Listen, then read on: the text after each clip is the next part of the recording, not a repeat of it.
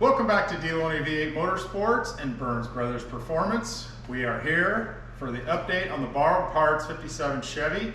It is a beautiful sunny Thursday here. Let's start it off this way before we do any talking. Okay. Cheers! All right, so we're going to give you the update on this thing.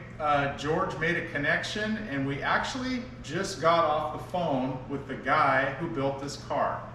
83-year-old Jim McGechie. Did I get that right? Yep. Jim is 83 years young, and he is still neck deep into hot rods, hot rodding, tri-5s, coupes. He was a lot of fun to talk to, gave us a ton of info on the car. We're going to tell you all about it. We're going to walk around and give you the latest update and talk about what? It takes a village. That's the message of the day. It really does, and it's funny because I was talking to Dave about that when he got here, and then through the conversation we had with Jim, just talking with him and all the guys that have worked on this car, it's such a cool story. And you know, like Dave said, you know, he's 83 years old, still working on hot rods, and I'd say he's in deep, if not deeper than most people we know and hang out with. Yeah. From listening to this guy, and I mean, he's got, you know, a 32, he's got boats, you know, he's just got 57 Chevys, you know, all over the place it seems like. So yeah, super neat guy, and great connection and great conversation we had with him. It was kind of interesting too. He talked about kind of the heyday when he bought this car, when they built this car, and he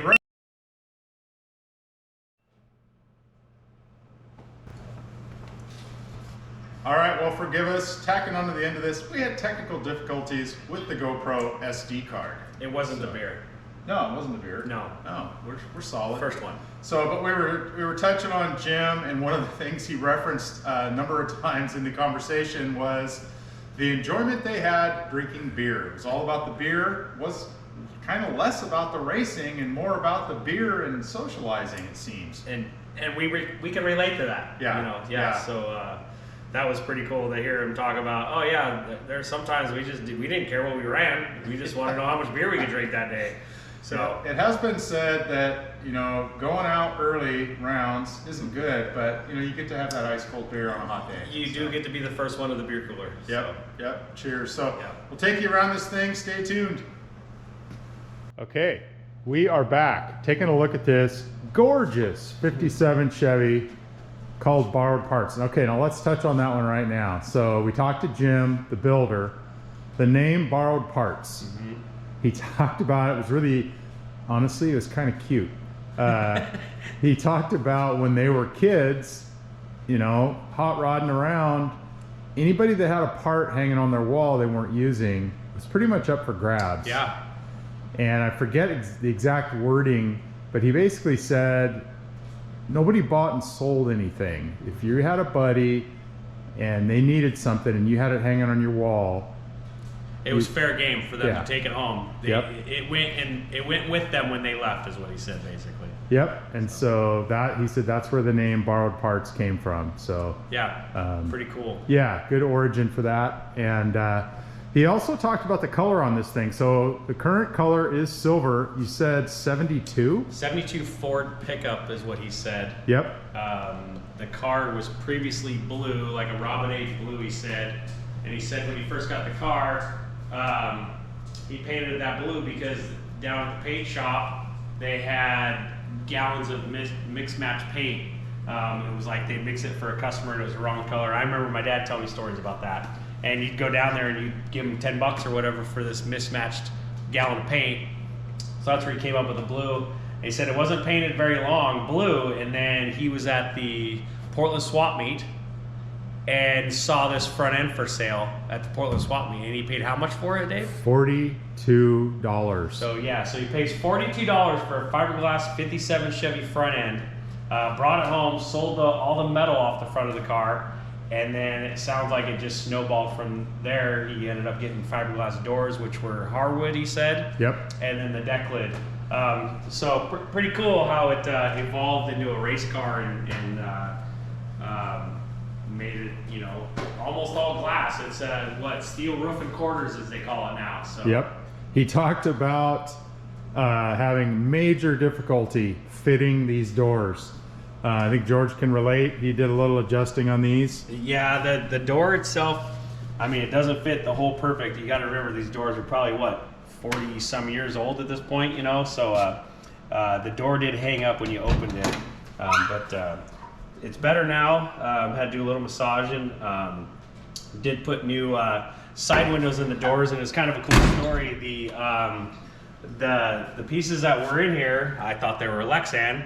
They weren't. They're actually from, they went to Fred Meyer, and it was like the plastic storm door part from a screen door. Yep. And he said, I just went and bought 2 of them, and I brought them home and I cut them, and that's what it was like a piece of plexiglass or whatever from the storm doors from old Fred Meyer. So I thought that was a pretty cool story when he said that. Yeah, pretty cool. He did mention the green too. That's Mopar. It's a Mopar color in the stripes. Yeah. And he talked about, again, I wish we were recording the conversation, because he talked about doing the stripes. Oh. And he's like, you know, we laid those out and we saw them on another car and we painted them. And then the next day, he's like, I looked at it, he's like, I don't know what we were thinking. I think he mentioned the beer again. He Yeah. said, man, how much beer were we drinking yesterday when we put those on there? Yep. So pretty cool. Pretty yeah. funny story. And at this point, it is what it is. It's built. It is. It's the way it is. It's probably the way it's going to stay. Yeah. So part of the deal that we did, I had new tires put on it. Dan bought new tires. I had Corey down at Stayton Tire Automotive put the tires on there for me. He did a great job. The fronts actually used to have tubes in them. We took the old tires off, put the new ones on, and it couldn't hold a bead with these wheels, so he ended up gluing them on there with some motorcycle tire glue, I believe. And then we actually added a different center cap. Dan wanted the green ET center cap on there to kind of tie the green from the stripes and the letters into the wheel, and I think it actually worked out pretty good. Yep, slots and steelies. Yep, so all new Hoosiers on the thing, new tubes in the back. Those are 30 by 1050s in the back, so ready to go on the tire department. But thanks again to Corey. I really appreciate, I mean, he put a lot of effort into these things and getting them right. And there's hardly any weights on these things, which is amazing to me, because my aluminum wheels on my El Camino have twice the weights that these have. So I'm really impressed with these wheels and the tires and the combination. So yeah, that worked out really well. But another thing we wanted to talk about too was in the conversation with Jim, we started talking about the guys that did the work on the car, and Bob White of AA Supercharged fame actually did the aluminum firewall and training tunnel work on this thing. And it sounded like he just hauled the car down there to Bob's house, and they got to BSing and hanging out, and he just whipped it out in like no time. And he goes, what do I owe you? He goes, and he just put a new blower engine in it, so it had a big block with a blower. And he goes, tell you what, start it for me, and that'll be payment enough. So he fired it up for him, and yeah, that was it. So kind of cool there. So really cool. Yeah, and I'll plug in a picture or something of Bob's current operation. Pretty serious A-gas supercharged team there. Yeah. So pretty cool. And so you did the adjustments on the door. You did the new windows, right? Yep, I did the new front windows. They're a little dirty. I haven't cleaned them off yet. Still, but, the mounting, I think the mounting is a big improvement. These were actually, and Jim did confirm, they were caulked in. So they were glued in, and it had little chunks of wood holding it in. So I got rid of all that. Now it's got aluminum angle, and then I did a filler here because there was a big gap between the window and the garnish molding. So I did a filler there. It's still race car, still not, concourse quality, but yeah, it tightened everything up, and I think it turned out good. Right on. Yeah, so up front here, basically, we brakes and all that stuff. So here's the braided lines, and then we also went to a new master cylinder. Everything was actually in pretty decent shape, but since it'd been sitting around for a while, Dan just wanted to upgrade everything and make sure everything was going to be good to go. So new aluminum master cylinder, that's all bled, ready to go.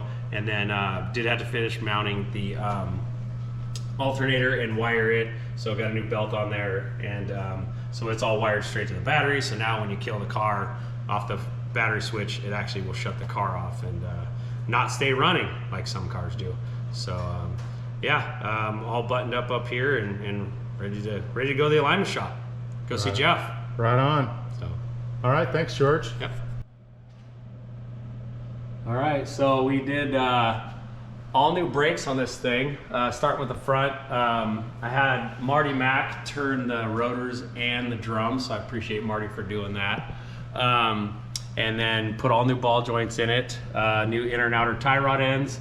And then here is, I believe I touched on this on the last video, but I ordered a bearing kit for this, and it gets rid of the bushing on this idler arm, which is a huge improvement in the way this thing steers. So now you don't have those bushings binding in there. It's a nice smooth bearing operation. And then rebuilt this end of it. It's got springs and some plungers and some cups and all that. So rebuilt all that. I do have an alignment scheduled with Jeff Todd at Hillyers on Tuesday. So I'm gonna get this thing over there and get Jeff to do his magic, and we're actually gonna do a 4-wheel on it because it has ladder bars on the back, and we want to make sure that that rear end's square before I weld the safety tabs on the ladder bars. But yeah, so all new brakes on the front, new braided brake lines, and then moving to the back, did all new brakes on the back. And it's kind of funny talking to Jim. He was saying that when they put the rear end in this thing, when they switched from the Chevy rear end to a 9-inch Ford, they actually went to like an early wagon rear end, which is, I believe, must be the same brakes, because I had a hard time finding brake shoes for this thing. And Ford and Dodge actually kind of share some characteristics on their brakes. These are actually brake shoes that I put on it for a 69 D100 Dodge.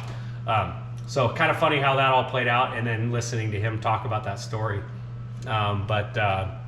Yeah, I pulled the center section all apart and put a new 1350 yoke on it with new seals, gaskets, all that good stuff. So it's all back together. New 1350 Strange transmission yoke.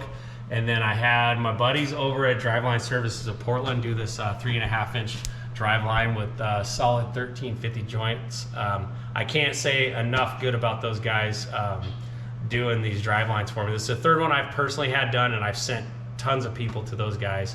I'd trust them with anything. They do great work. They had it done in like 5 days. So nice. Actually, the only thing that messed up was the guy, when he put my number in the computer, he fat fingered it.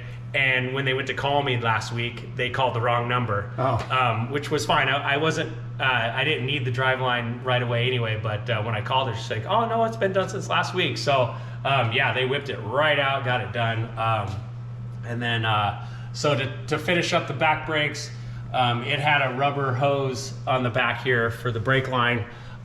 Ditched that and got it braided. I actually picked that up from Steve Tepper at Performance in Salem. He hooked me up with that. So a couple kind of a fun fact type of deal. When we were talking to Jim, he talked about doing this spring relocation, and he says, yeah, back in the day, you know, we just used to cut the frame open and we'd make our own kit. He goes, now they make a kit where it boxes that all in so you don't squish the frame. And he asked me, he goes, is it still like that? And looking at it, it's still like that. You can tell this is what they did, and I mean, it's working, so we're not going to change it. And then what was the story on the center sections? Gresham Ford. When he took the Chevy rear end out, because everybody told him he had to put a Ford in it. Well, he kept breaking the Ford rear ends, and it sounds like it was a 28 spline. Yep. So he would go to his buddy at the Ford dealership, and they were warrantying rear ends for him so he could get parts. Yeah, the way I heard it was his buddy, they had service trucks that they were doing warranty work for, and his buddy was swapping out third members. Somehow he was ending up with free or cheap third members every Monday out of some service trucks because he'd heard them on the weekends. Well, then ultimately he had, that's a Guy Mitchell built rear end. He had a real housing built, and he put 31 spline. You know, he bought all the good stuff, and I think he said that was $3,200, something like that. Yeah. So that's more recent, and that's obviously what's in here now. It's nice and stout, but yeah, back in the day, he was getting good deals from his buddy through Ford directly. Yeah, it is a 456 gear, I believe, is what it was. 456, 457. It's got Summers Brothers 31 spine axles with a spool. Yeah, so it's a pretty nice piece. I think it'll be just fine now, but especially with the 1350s, getting rid of the 1310s. So yeah, that's about all I did under here as far as the brakes and the rear end and all that good stuff. So it should be ready to rock and roll. Awesome. Well, thanks, George. And another, I guess, thank you or shout out to the village. You talked about a number of folks. Marty Mack, Steve Tepper, Jim Caughlin. Yeah. You said Corey at Stayton Tire, Driveline Services. Yeah, it was pretty cool. Like when Dave showed up today, we were talking about that, about how many people, you know, have their hand in a car like this, just for the little bit of work that I've done to it. And then after talking to Jim, everybody that has worked on it, and it just really goes to show that you need a lot of people with a lot of different talents to do these things. And it's such a great community, and the car community is just so awesome, and having everybody come together for the good of drag cars and show cars, and it's fun stuff. So yep, it's pretty dang cool. Neat old 57 Chevy with a good story. So thanks again, Jim, if you see this, thanks for talking with us. It was great to hear from you and get the stories and the details of this thing. And we got one last thing to show you on the back. All right, well, when we talked to Jim, he gave us a little bit of information on the lettering on the back of the car. If you look there, it's special thanks to Mom, but if you look closely, you could tell underneath they painted over the name Maryland. And as we understand it, there was a Maryland associated when the car was built, and then when the owner that our buddy Dan got it from ended up with it, he had an ex that was named Maryland, and so he wanted to cover that up. And so good old Mom got the credit, and you could see the name Tom Pearson in there as well. Tom was associated with this. He was here when Dave ended up buying it, and a good friend of the racing community we lost in the area a number of years ago. Tom's a great guy. So, but special thanks to Mom.